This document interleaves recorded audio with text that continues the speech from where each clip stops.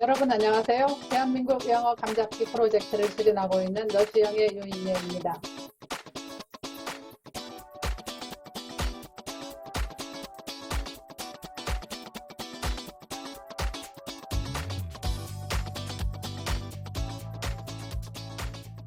진짜 밥맛이야 라고 생각한 적 살면서 한 번쯤 있지 않았나요? 이 말을 영어로 어떻게 할까요?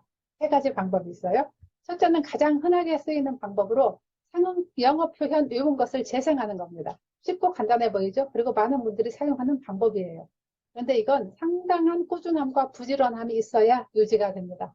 무슨 말이냐면 매일 10개에서 20개의 신조어가 생겨나고 그중 800에서 1000개는 매년 사전에 공식 등록된다고 하는데 이걸 자신의 어휘 목록에 계속 업데이트 해야 된다는 말이니까요. 특히 우리나라 MZ 세대처럼 영어권도 마찬가지로 신세대들의 언어는 진짜 눈알이 핑핑 돌 정도의 언어 돌연변, 뮤테이션이 일어나고 있어요. 이렇게 무한 생산되는 말들을 과거에 막고 품는 상응어 외우는 방식으로 해결하기 위해서는 엄청난 노력이 필요하다는 거예요. 그리고 이 방식의 학습법에서는 상황적 다양성이 간과될 위험이 너무 큽니다. 상황이 무시된 채 단순 암기된 상응어는 대부분의 사람 몸에는 맞지 않는 프리사이즈 청바지와 마찬가지로 대부분의 상황에 뭔가 들어맞지 않기 때문이에요. 두 번째는 자체 해결입니다. 그래서 사전을 찾아요. 밥맛하고 치면 appetite이라고 나올 거예요.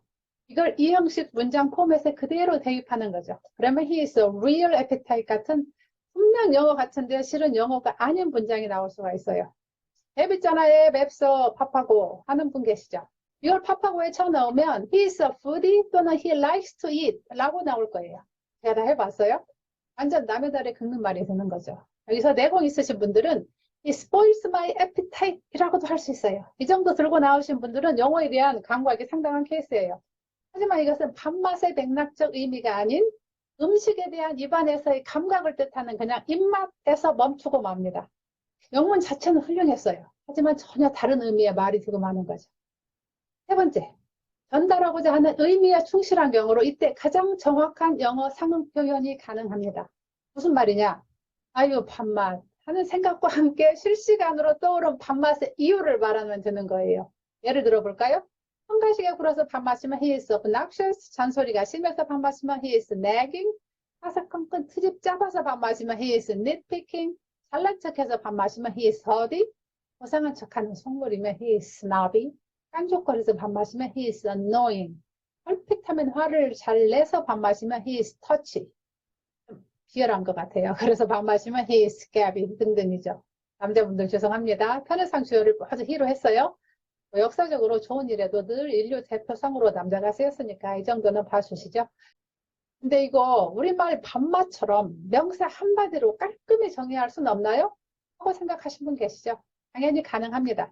그런데 그렇게 하면 이게 대부분 욕이 돼버려요. 그리고 영어에서의 욕은 성적인 것과 너무 많이 연관이 되어서 그 변기급으로 수위가 급상승해버리기 때문에 강의에서까지 안내해 드리는 건 좀 그렇고 필요하신 분은 댓글창에 연락해 주세요. 제가 안내해 드리겠습니다.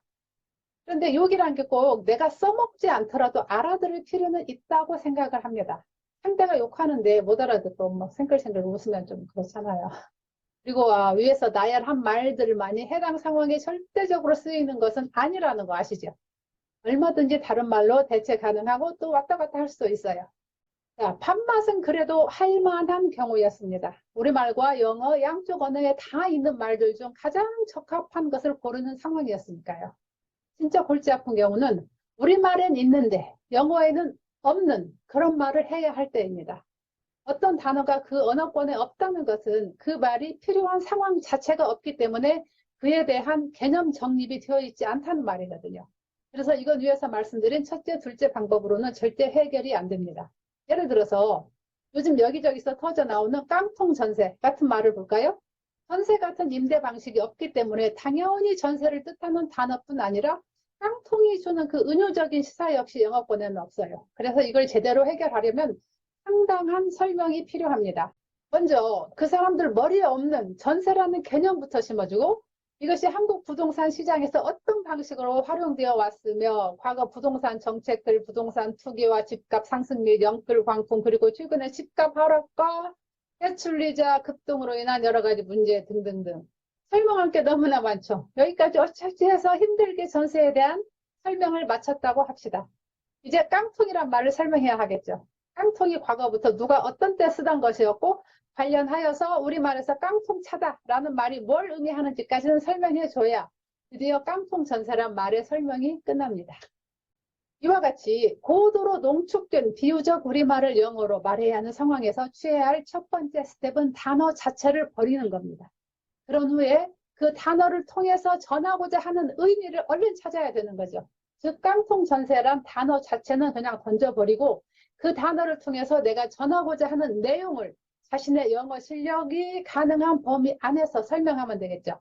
이때 한 가지 주의할 점은 전세금은 사전에 나오는 대로 디파짓이라고만 하면 절대 안 된다는 거예요. 저쪽의 디파짓은 통상 2달치 임대료에 임대기간 동안 있을 수 있는 그 주택 손상을 복구하기 위한 보통 한 달치 임대료 정도의 금액을 합한 것이거든요. 예를 들어서 월 100만 원짜리 임대의 경우 디파짓은 300만 원이면 된다는 거죠. 우리나라처럼 집값에 맞먹는 디파짓을 내고 전세금을 내고 월세를 내지 않는 임대 방식은 그들의 상상 밖의 일이죠.